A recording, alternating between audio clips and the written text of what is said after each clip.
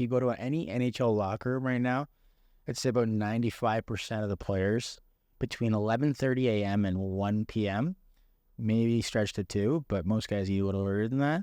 For a 7 p.m. game, they're 85% carbs, some protein, and then a salad as well. So there's a huge stigma that comes with that, I guess. But I always just thought that that's what you needed to do because everyone thinks that carbs give you energy. And as we sit here today and talk right now, is the number one lifestyle factor in producing postprandial hyperglycemia over the long term. Well, if you have high and variable glucose levels, your HbA1c is going to be almost certainly higher.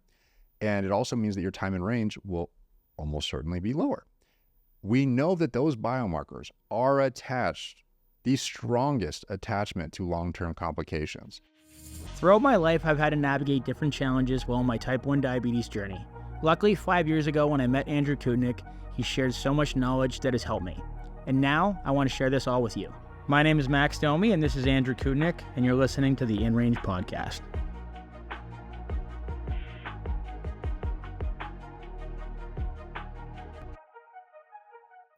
This podcast is for general information purposes only and should not constitute the practice of medicine or medical advice.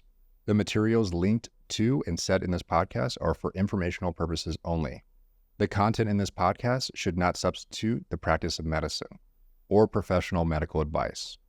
You should not delay obtaining medical advice or the treatment of a medical condition from anything you heard here in this podcast. Please seek help from a medical professional for any such conditions. So we're excited to sit here today to talk about a topic near and dear to Max and my heart, and also in relation to health and performance, which is nutrition. So Max will actually start with a question for you. Yeah. When you first started on your path to being an athlete, where were you at in your nutrition, and what did you and why did you do it? Yeah, it's an interesting topic for sure. Obviously, as a kid, we've talked about it over and over again. Having a dad that played in the NHL, had exposure to a lot of information that most people didn't. But he was just like any other parent and thought that, okay, we're going to get you as strong as you can. So got to drink your glasses of milk. You got to eat all your carbs and this and that. Carbs are what gives you energy. Like literally, if you go to any NHL locker room right now, it's about 95% of the players around, I want to say between 11:30 a.m. and 1 p.m., maybe stretched to 2, but most guys eat a little earlier than that. For a 7 p.m. game, they're 85% carbs, some protein, and then a salad as well. So there's a huge stigma that comes with that, I guess. But I always just thought that that's what you needed to do because everyone thinks that carbs give you energy. And the other thing, too, is when I was diagnosed, I was always told that, you're going to go low with exercise if you don't have carbs in the system, if you don't have this in the system. I'm like, all right, well, say no more. I don't want to go low. So I actually ended up riding my blood sugar pretty high, pretty consistently. And as we'll continue to talk about and have talked about, when your glucose levels are high or low, of course, you're not going to be in your sweet spot. You're not going to feel good. So there's certain repercussions that come with that. And lactate is always a big one that comes to mind when I talk about being high. So carbs are not necessarily my friend.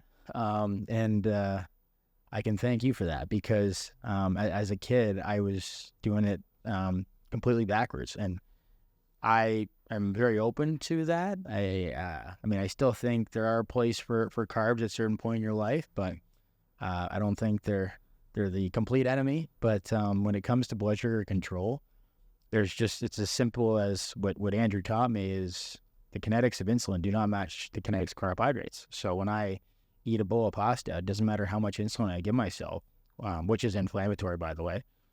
It can't keep up with that. So your blood sugar is going to go high, and then it is going to crash, and then you're playing catch up the rest of the day.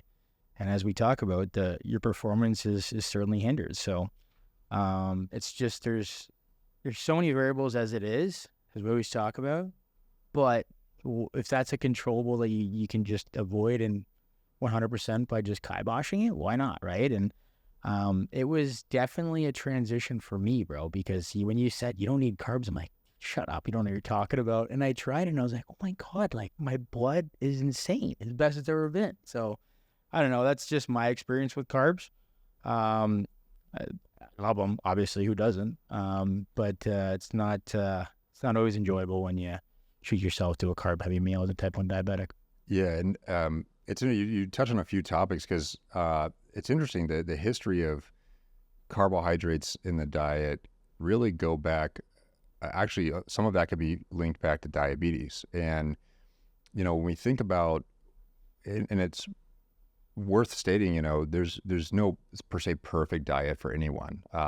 We're not here to advocate that you do or don't do anything along that front. And ultimately, it's a journey of finding out what works for you for what you do. But when we talk about some of the nuance in type 1 diabetes that ultimately impacts performance, it's an interesting conversation that actually starts well over 100 years ago. We've known since 1926, a gentleman named William Sansum,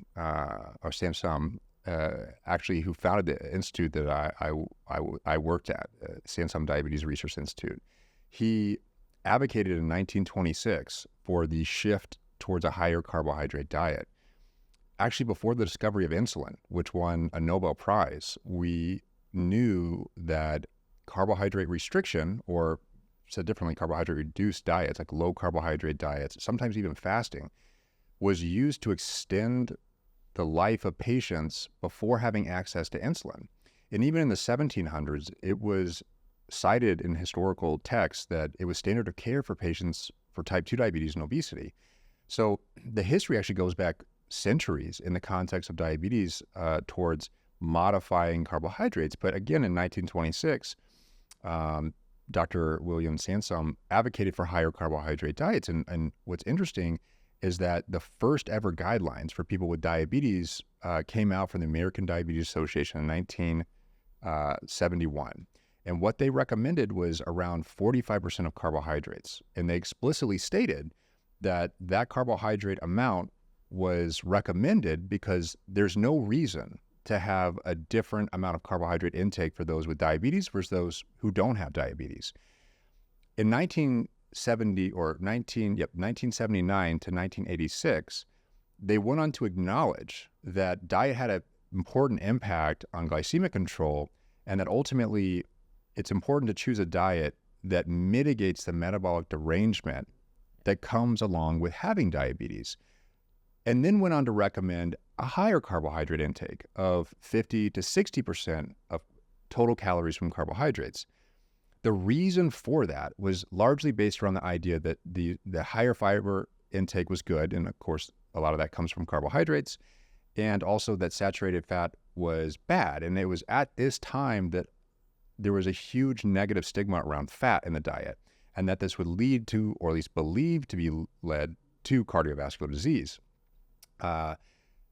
In 2006, they also went on to say that it was important to have at least 130 grams of carbohydrates per day.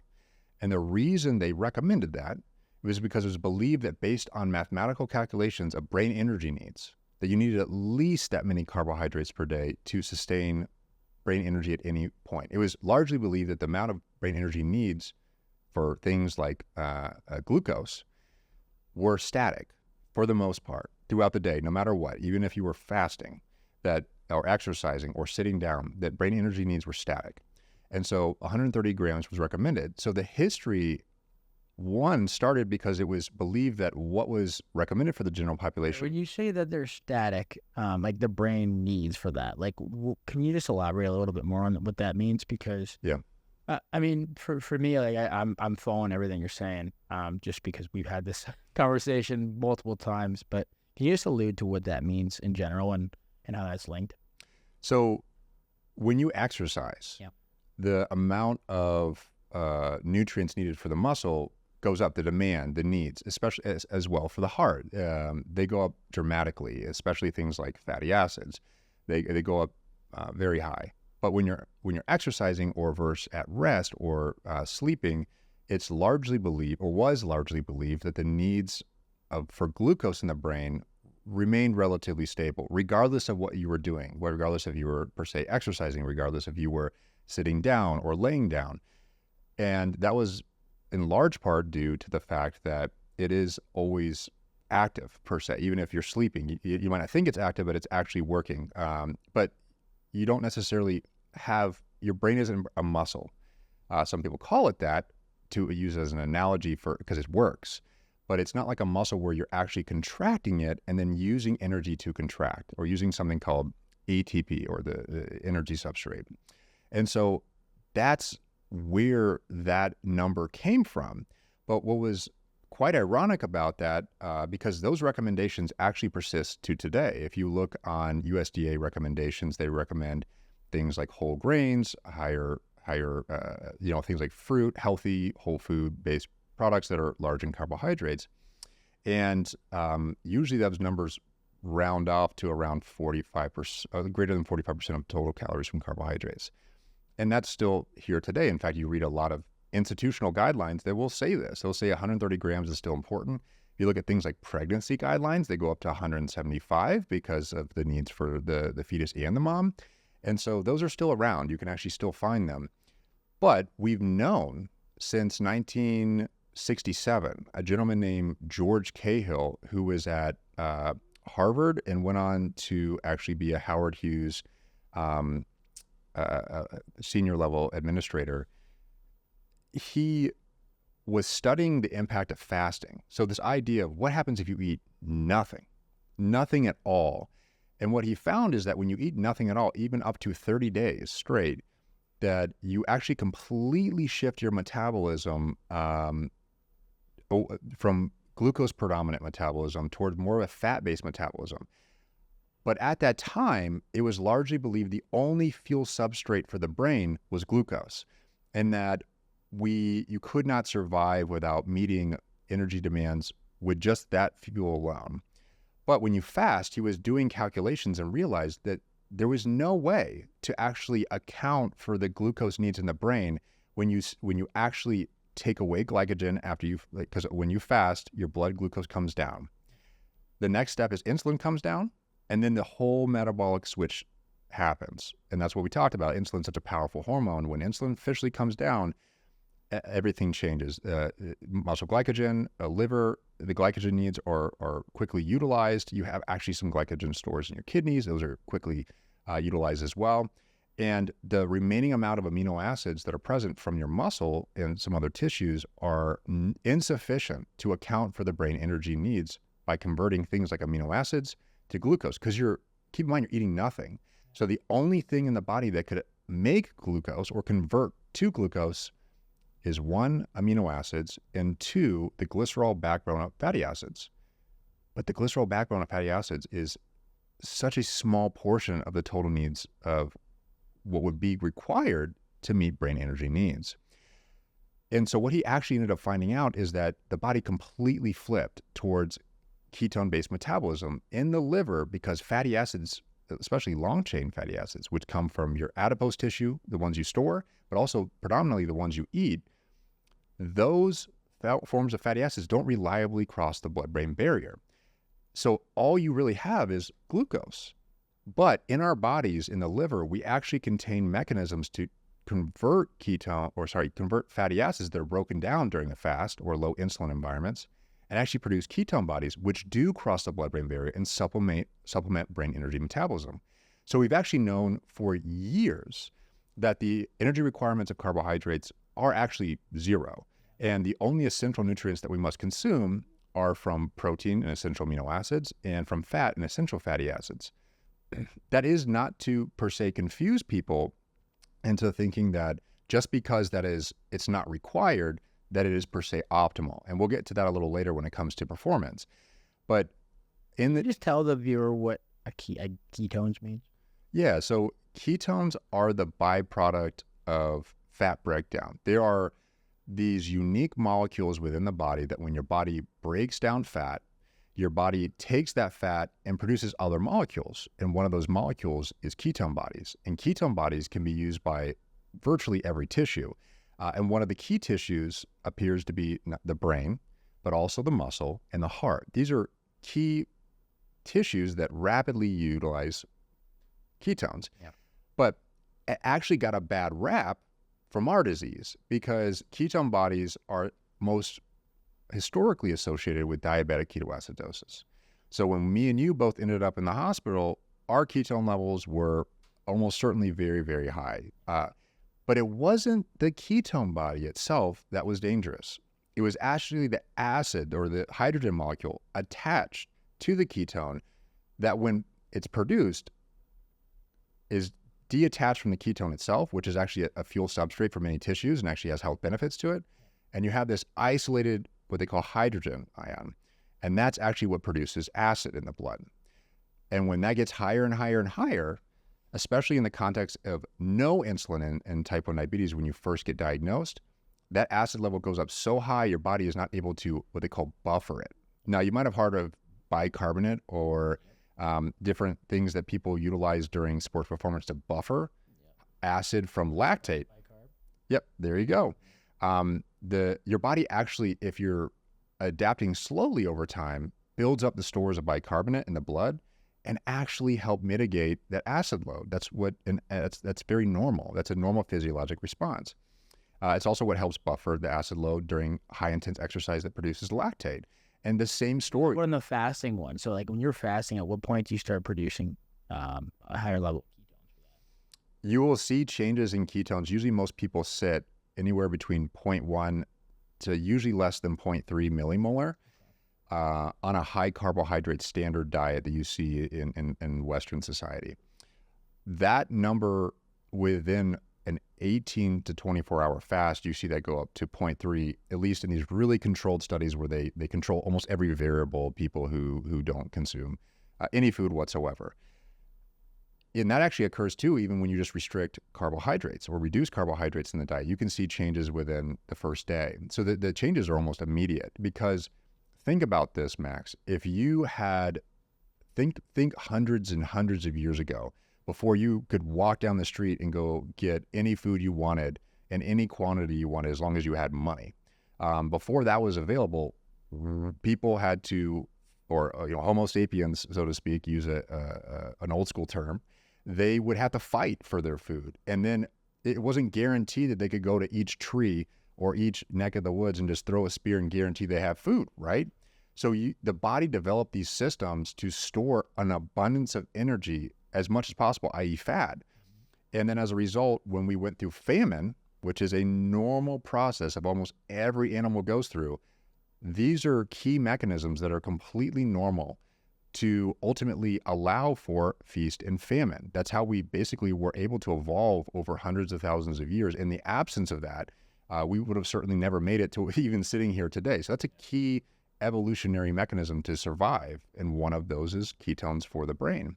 But the idea of ketones being bad is the same story that we talked about already as lactate. Lactate got this terrible rap for being terrible in the context of, lactic acid threshold. If I know you're very familiar with this. Oh yeah. And if you accumulate lactate, it's this terrible thing, when in reality, lactate is actually also a fuel for the brain, as we appreciate, and various tissues like muscle. But it's actually the acid load that is problematic.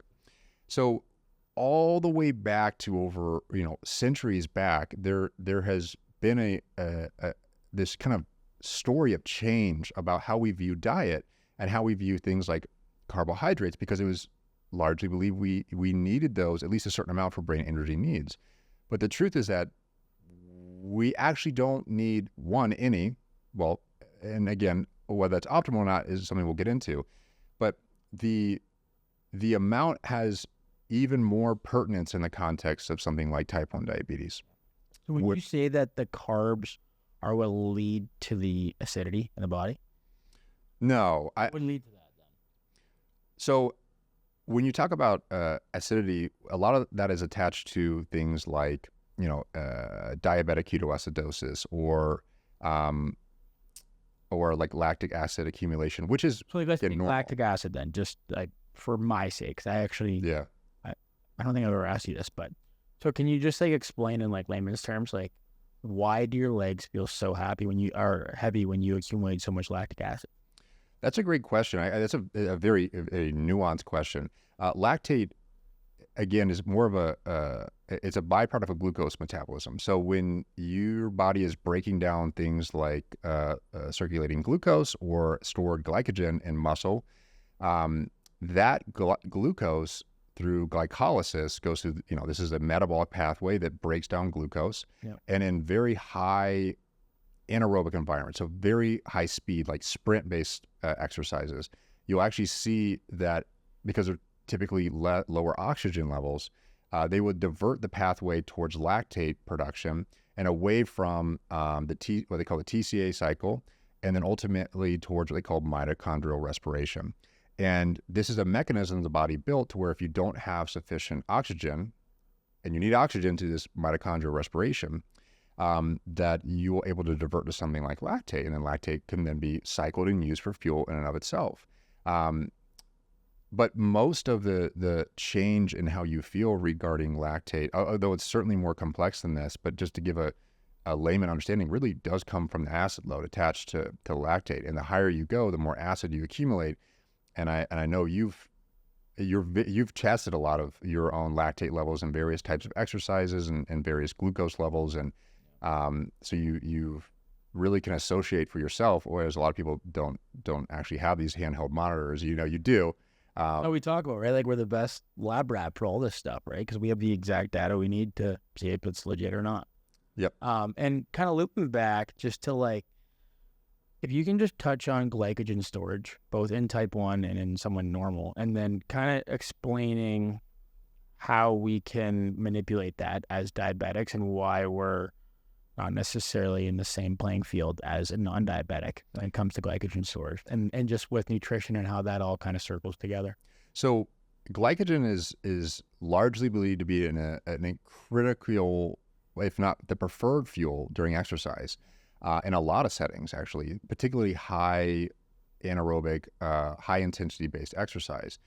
Glycogen in the context of type 1 diabetes, in theory, should be somewhat similar, but how you actually accumulate that may be somewhat different. So in the context of type 1 diabetes, you will see that there is not just changes in glucose that is often a hallmark of type 1 diabetes, which is high and variable glucose levels, but also higher levels of insulin due to how we inject insulin. This is a part of the conversation we had before with you talk about endogenous versus exogenous insulin. When someone takes insulin from outside the body, it leads to something called iatrogenic hyperinsulinemia or peripheral hyperinsulinemia. And what that means is you're actually leading to saturated levels through the artificial route of administration, which is from outside the body in, to higher levels of insulin in the periphery. That is not the same route of administration when your body produces endogenous insulin, where they take, if you eat carbohydrates and the beta cells in the pancreas secrete insulin, it goes straight to what they call the hepatic portal vein, which goes, the hepatic portal vein, the other term for liver is, hepatocytes are the cells within the liver. Yeah. And so it immediately goes to the liver and endogenous. But because me and you and the vast majority of people with type 1 diabetes have either almost no or completely no insulin production from our beta cells, the body first sees that insulin in the peripheral circulation and the peripheral tissues. That leads to a completely different ratio of the exposure of insulin to different tissues. So for me and you, Max, we're going to see a ratio around 2/3 of the insulin we administer to be in the periphery, whereas someone who doesn't, and only about 1/3 goes to the liver. Whereas someone who doesn't, the ratio is largely flipped. Now, what does that mean for me and you and glycogen? Well, that means that we're less apt to store glycogen in the liver due to the lower availability of insulin that actually reaches the liver tissue, because insulin stores glucose and tissues in glycogen, in the form of glycogen, and that includes the liver, but it also includes the muscle. So, but then there's the flip side of this conversation, which is because me and you have higher levels of insulin exposure in the periphery, that peripheral tissue includes the muscle, which means that we have more insulin circulating and actually binding to muscle at a higher ratio. At least this is largely believed to be the case. And as a result, you would, in theory, have higher levels of glycogen or glucose uptake in these peripheral tissues. Because ultimately, what me and you are trying to do, and most people with type 1 diabetes are trying to do, at least if they're trying to survive, is have as normal glucose levels as possible. Yeah. And so that insulin for me and you is trying to just normalize glucose levels in the blood. But how we're doing that is by largely putting it into peripheral tissues versus central tissues like the liver. And the opposite is largely the case for people who don't have type 1 diabetes. So this, in theory, could lead to changes in muscle glycogen and preferentially for us compared to liver glycogen. And it's also interesting, although I don't know any direct data that it shows this, but you see a very low incidence of diseases associated with liver, like they call it metabolic associated steatotic liver disease. Yeah. This disease used to be called fatty liver disease. You see it's much lower in people with type 1 diabetes. And I speculate that might be due to lower insulin exposure over the lifespan, despite people with type 1 diabetes now actually matching obesity rates. But when we talk about these different components and where we started with historically in the actually where we are today in the diet, which is, a predominant high carbohydrate based approach, a lot of that again is focused on hitting key nutrients that is believed to be optimal for health, which are things like fiber, phytonutrients. And again, these numbers are thought to be needed for brain energy metabolism. But again, we've known for centuries, or not centuries, but at least a half century at this stage, that the numbers are much lower, frankly, are zero.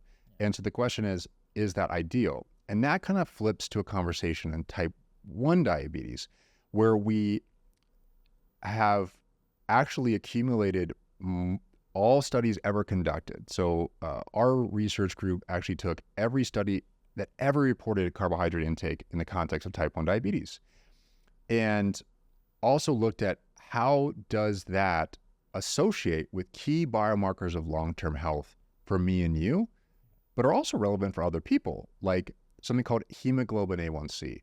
All that is a long-term measurement of glucose exposure. Higher levels lead to higher levels of HbA1c. As a type 1 diabetic, we always go in, was it every 3 months? Some doctors recommend every 3 months if they're really trying to stay on top of it. Okay. So yeah, let's just say every 3 months for argument, you go and give your blood and they run a bunch of blood work on it and they give you an A1C, which at the time when I was younger, I always remember that was the most important number. And I used to ride it so high, man. And I'm open about it, so I have no problem saying it, but it was in the high 8s. And I'm sure he was in the 9s at some point. For sure it was in the 9s. What am I talking about? And my blood sugar graph just looked like this. It was just ups and downs. It's like a bunch of waves all day long. And I just thought that was the reality of it, right? I'm like, okay, well, either I forgot to bolus here, which means give myself insulin at the meal, or I had too much carbs here and not enough insulin, whatever it might have been. And the A1C for me was always the number that just made me feel terrible, because I'm this just reminded me of how I'm completely screwed down the road, because there's just nothing I can do about it, because I thought I was doing everything I could. You know what I mean? And it's just a mean. So it's an average of whatever. So that could also mean that you're going really high and then you're also going really low. So it doesn't mean even if you have a good A1C that you're super healthy. And this guy introduced me to the whole time and range thing. And that's what's crucial, because you want to spend as much time as you can here, and you don't want to be up there and you don't want to be down there. So your A1C is going to be good, really. Either way. So if it's good, it's good. But I think the more important one for us is always talking about the time and range, and you've always alluded to that. But with that being said, carbohydrates with us, and I said it earlier, alluded to it earlier, is the kinetics of insulin don't match carbs. They just don't. So it actually happens in non-diabetics as well, correct? If you have carbs, let's say anyone here that is not a type 1 has a bowl of pasta, whatever, let's say there's 80 to 150 grams of carbs in there. What happens to them? Option 1 or explanation 1 would be us, and then explanation 2 would be them as a normal functioning pancreas. So that's a really good question. And to before we unpack that, to touch on the HbA1c and time and range, HbA1c was historically always the metric used. Yeah. You know, we still get that done. Absolutely. It actually, and largely believed to still be the king of all biomarkers, only because historically it was the one always associated with adverse outcomes. So the higher you go, it was a dose response. The more the complications would accumulate, and that still is very much the case. So historically speaking, we've always focused on HbA1c. And the advent of continuous glucose monitors, a lot of a focus has shifted towards looking at how do we keep tighter time in these ranges. And we can unpack a little bit of what appropriate isn't a little bit later, but ultimately those are emergent and starting to be associated with ultimately the same type of complications. So more time in range leads to less complications, at least the data associates that. But to be fair, HbA1c still sits king until we see more and more come. But the reality is they're both measures of glucose control. Yeah. And we know that glucose is the one that's associated with most of the long-term outcomes. You need them both. But yes, both are valuable. Yeah. And you would assume both to correspond with each other. In some cases, they don't. Mhm. But that's more of the exception, not the rule. But to talk a little bit more about your example of giving, I think you said 150 grams of carbs. I said between 80 and 150. Whatever number you want to use for your argument. So let's say that the average person in the United States is eating 2,000 calories a day. United States and Canada. Oh, well, yeah, there's Canada. Don't forget about us. Yeah, there is Canada. There's Yeah. North America. There we go. Let's North say America. Now we're talking. Yeah, there we go. If you're looking at, let's say, 2,000 calories a day, which is just a common number used when talking about weight sustainability, Yeah. But each person's different, right? And then you take, let's say, 60% of those coming from carbohydrates based on, prior guidelines, for the amount of carbs you should consume in the diet. 60% of those coming from carbohydrates in 2,000. So what does that translate to? Let's say, well, I'm doing terrible math right now. Let's throw out like an arbitrary number. Most people are consuming somewhere between 50 to 100 grams of carbs in each meal. Yeah. So if you were to choose, let's actually choose the lower number of that. Let's say 50 grams of carbs in the meal. You eat 50 grams of carbs, or so, well, I won't say you. I was saying hypothetically as if you didn't have type 1 diabetes, and you clearly do. So Bad example, bro. that was terrible. But so got not, your point. Yeah. So not. let's say Jim walking down the street consumed 50 grams of carbs at lunch today. So it's interesting because it really depends on what type of carbohydrate, right? But let's just give an example that he ate the recommended type of carbohydrate. So he had fruit and some whole wheat bread first, in its isolation by itself, right? Before he maybe had some protein or fat. If he were to eat that, he would almost certainly see an increase in his blood sugar. Yeah. But that probably would never go above 180. It probably honestly would go to like maybe 120, maybe 140. But the more metabolically healthy Jim is, the more active he is, the leaner he is, the more likely that number is going to be attenuated. Because if he's insulin sensitive and he's active and he's healthy, the insulin would be immediately secreted upon the emergence of glucose from the food into the blood and would be immediately shuttled to tissues predominantly in the liver, and then some of that would go to muscle and other tissues. So you would see an increase for sure. And if you were to change that to something like Coke, and it was 50 grams of carbs from Coke or pop or whatever you term it, from a drink, that number would be much higher. Absolutely. Because insulin... Yeah, you're being really nice with the 50 grams and like whole wheat bread and the fruit. I was more talking like, okay, they're going to go get some Italian food, so they're having a massive bowl of spaghetti and meatballs, and they have a Coke, and they probably had some garlic bread before. Like whatever, you name it. Like, my point is, and you're way too nice about it because you're such a nice human being, but in my humble opinion, if you're going to do that, you're setting yourself up for complete failure as a type 1 diabetic for the rest of the day for sure, and probably the following at least. And if that's a habit, then you're setting yourself up for some serious long-term complications. That's just a fact, and there's no arguing that because The misconception that I was always told as a diabetic, and this is one thing that I have said this from day one. I'm so grateful for all the nurses and all the doctors that I met. Was lucky to be in a city like Toronto that has a hospital like Sick Children, which is one of the best, if not the best in the world. And I brag about them all the time.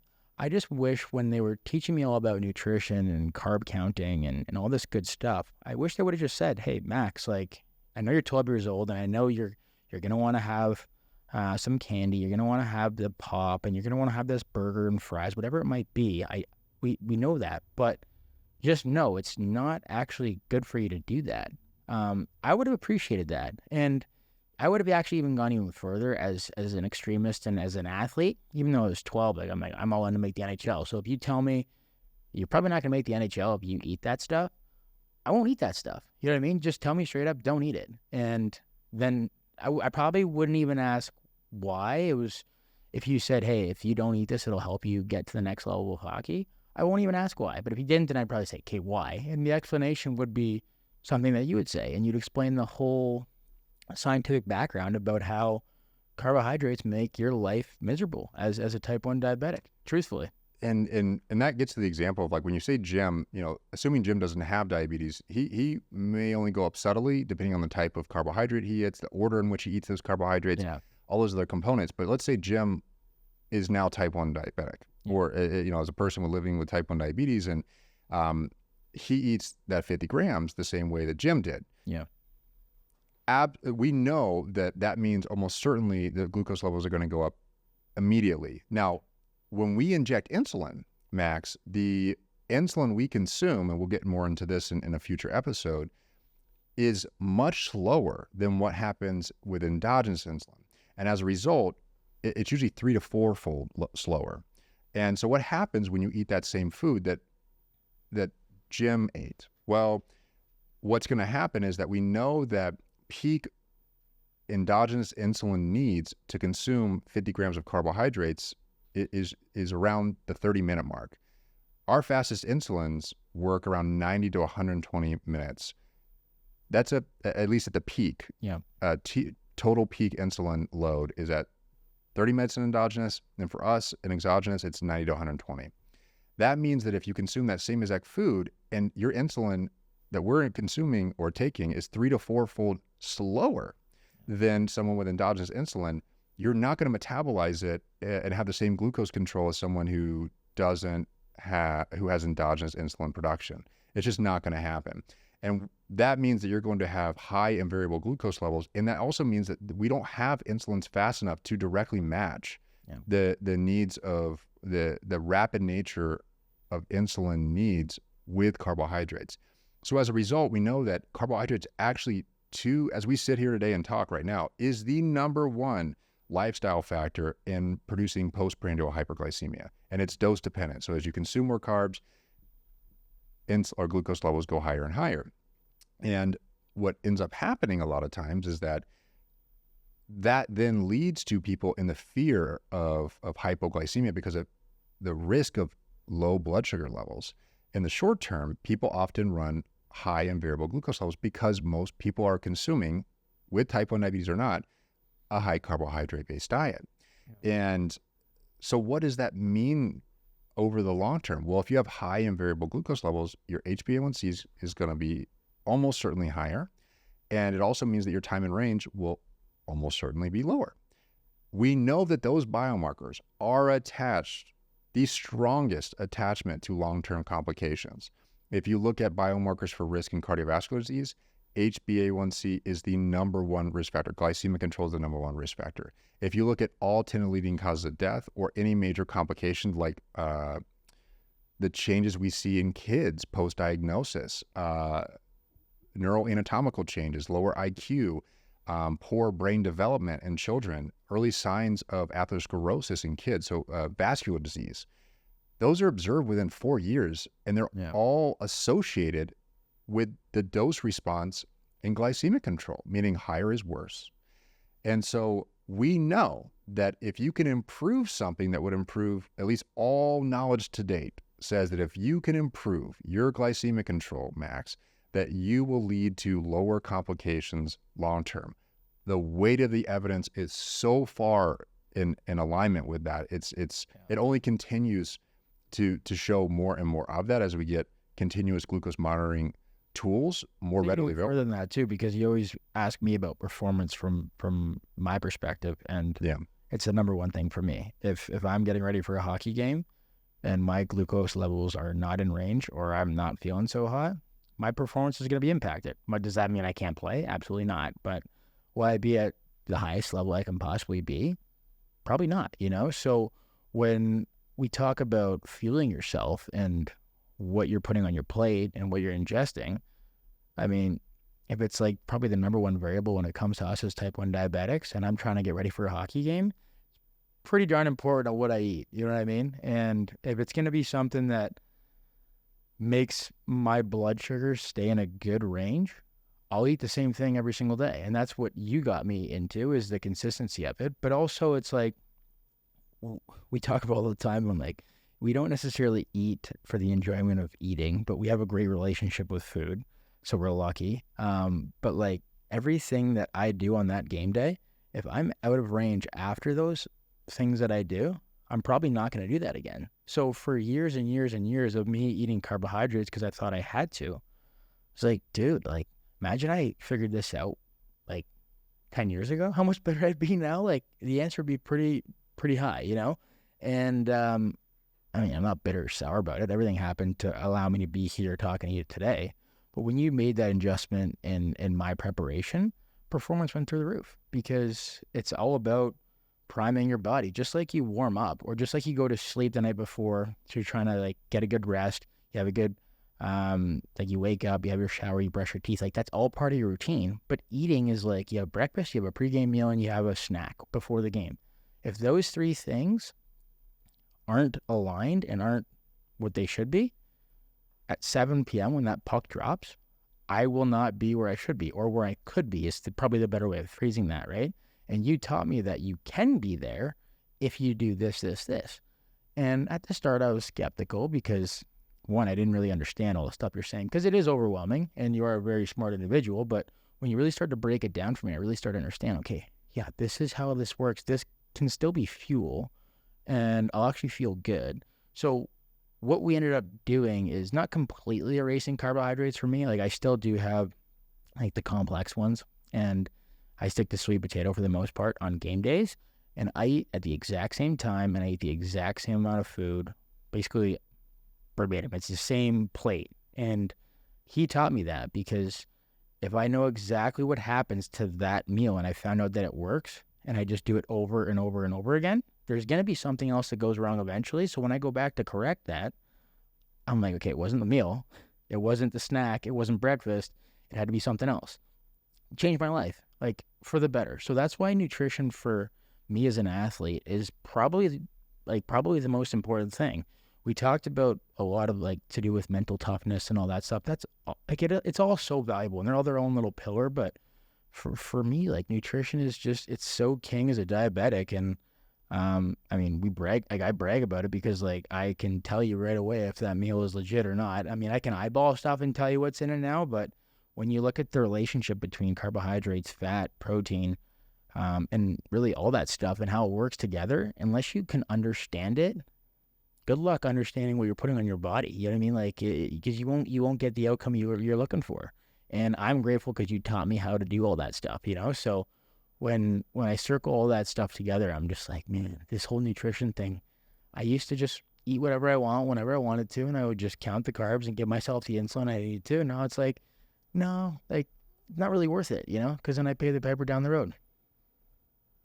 Fantastic job, by the way. I want to let you guys know that we made it through all the topics. Okay. So if you did want to get ready to wind it down, that would be good, because I can tell like now it seems like the mood is like you guys both got your points up. Okay. I just wanted to let you both know so that Yeah. it gives us some time to be able to do that disclaimer message at the end as well too. Yep. Yeah. Okay.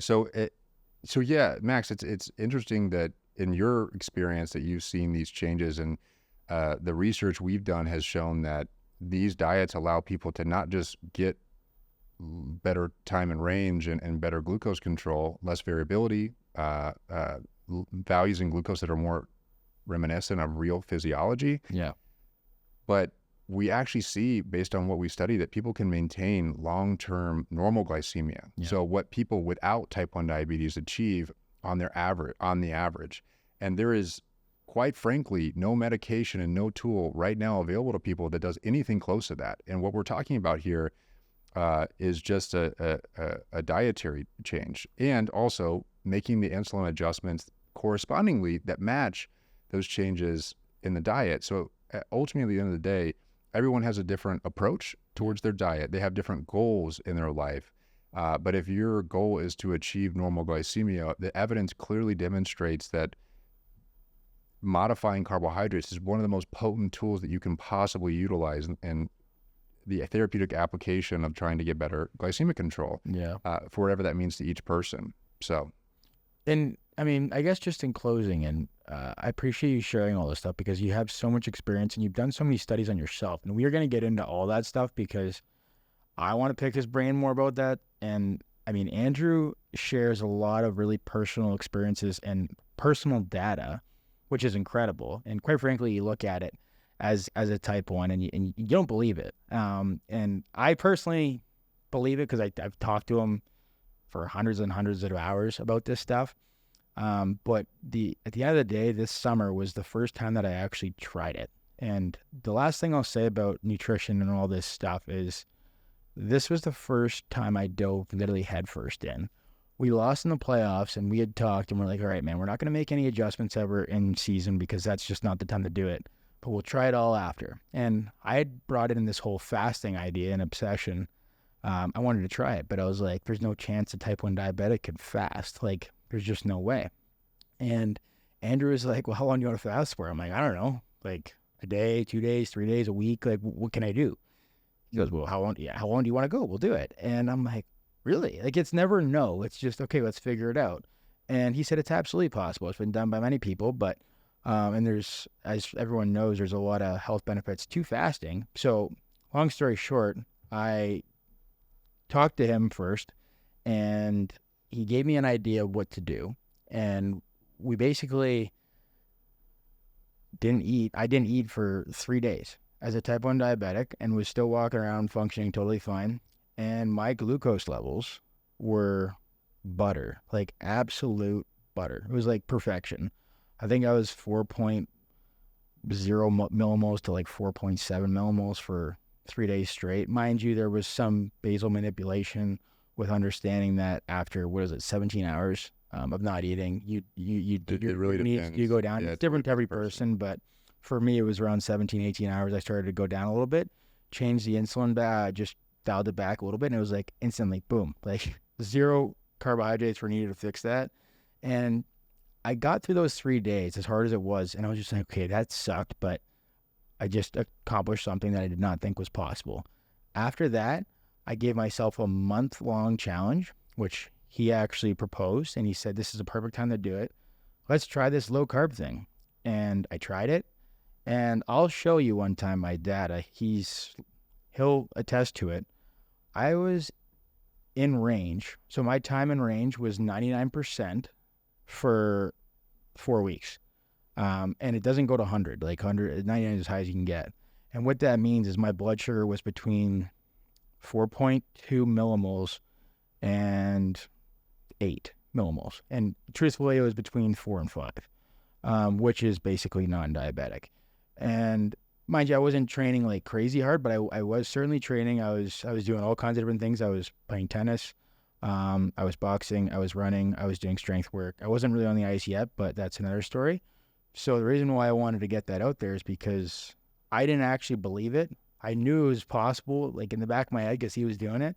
But then I tried it, and I was like, holy smokes, that just changed my life. And my A1C is probably like 6.0 right now.